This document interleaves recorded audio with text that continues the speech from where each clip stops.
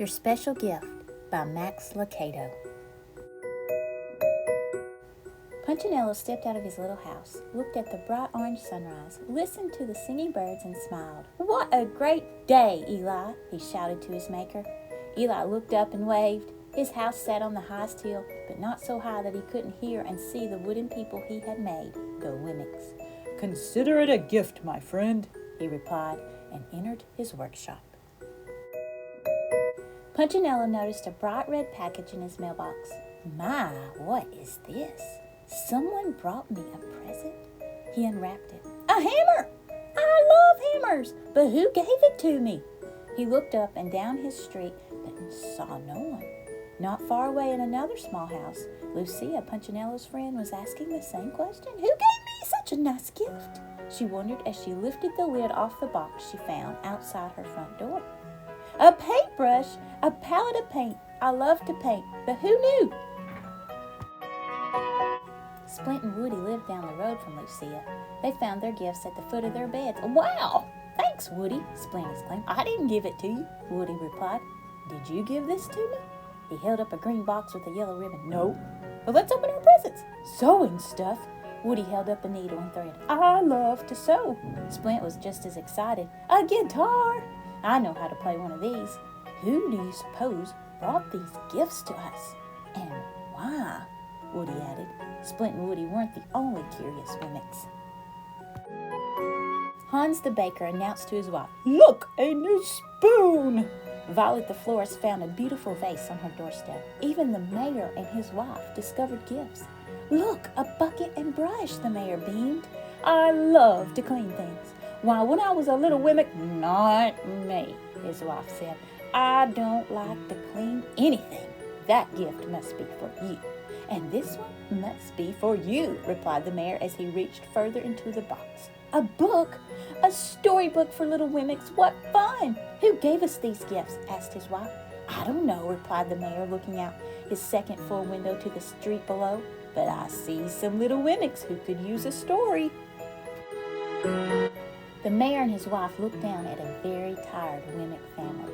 The mother and father were leaning against a wagon. Their 3 children, looking cold and sad, sat in the back.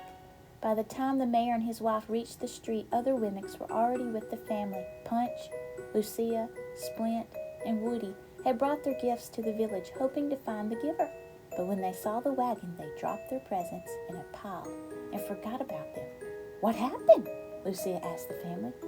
"Everything has gone wrong," the father explained. "Our wagon wheel broke when we crossed the bridge. When the wheel broke, the wagon tilted and our clothes fell into the river and washed away. The rain soaked our food. We are tired and hungry and dirty." "Where are you going?" "We came from far away to see Eli," the mother answered. "But I don't think we'll make it. So tired, so hungry."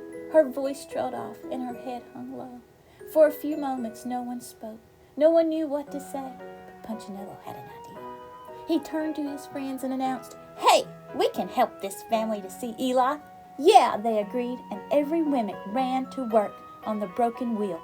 Splint and Woody tried to yank it off, but it wouldn't budge. "Here, let me get it," demanded Hans the baker. But when he pulled the wheel, it broke into 2 pieces.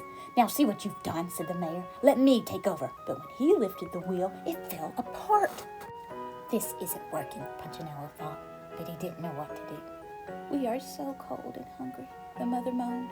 "I have clothes," Hans yelled, running toward his house. "I know how to cook," shouted the mayor's wife, which caused the mayor to look at her. "I did cook," she told him, hurrying away, "once a long time ago." "Well, maybe I helped someone else cook, but I can try." But she didn't know how to cook. She returned with burned bread and cold soup, and Hans brought clothes, but not clothes the family could use. They were cut to fit his short and square body. "This isn't working," Punch said to himself again, but he didn't know what to do. Neither did anyone else. The family still shivered, and their tummies still growled.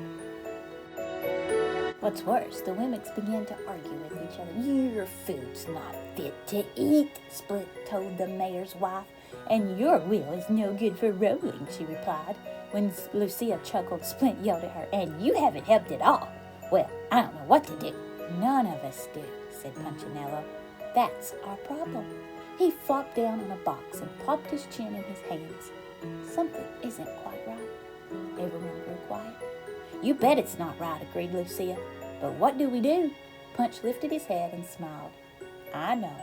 Let's go ask Eli. Everyone liked that idea, so together they walked up the hill to Eli's workshop. Punchinello knocked on the big wooden door. Eli opened it, wearing his apron and warm smile. Hello, friends. He sat down on the bench. How can I help you? They told him about the family of travelers. As they described the broken wheel, Eli nodded. I know. When they told their maker about the lost clothing and ruined food, he nodded again. I know. They're coming to see you, Eli, Lucia added. I know. He smiled. You know, she asked. You knew about the wheel and the food and the clothing? I did. You knew they were coming to see you? He nodded again. Lucia looked at Punch, and Punch looked at the others. They all looked at Eli and asked, Then why didn't you help them? I did. The Wemmicks were puzzled. You did? How did you help them? I sent you. Us? You.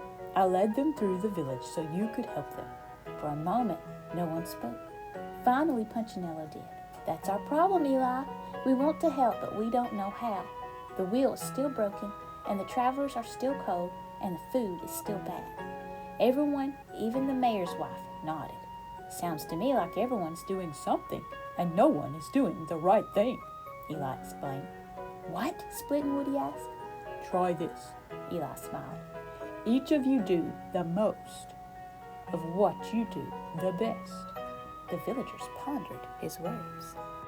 Do the most what you do the best. Eli repeated. You have gifts, don't you? For a moment, no one spoke. Then Punchinello remembered. I do. I have a hammer. And I have a guitar, Splint piped up. Someone gave me a needle and thread, Woody added. One by one, the Wemmicks announced their gifts until Lucille realized. Did you give those to us, Eli? The maker nodded and smiled.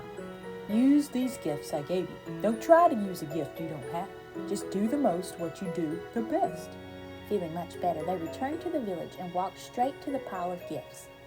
Punchinello took his hammer, looked at the wagon, and said, I can repair the wheel with this. Splint took his needle and thread. Time for me to make some clothes. Hans the baker cooked with his spoon. The mayor cleaned the wagon with his brush, and Lucia decorated it with her paint. After the baker fed the family, and Splint finished sewing their new clothes, the mayor's wife read stories to the children, and Woody sang them songs. Not for long, however, the family was so tired that they soon fell fast asleep. All the Wemmicks agreed to meet the next morning and take the travelers to Eli. As the sun rose, a group of happy Wemmicks led the wagon and the travelers up the hill. The birds sang and the Wemmicks smiled. When they reached Eli's house, he was glad to see them. Looks like you made some progress. We sure did, Eli, Punchinello smiled. Thank you for the gifts. Know anyone else who needs some help?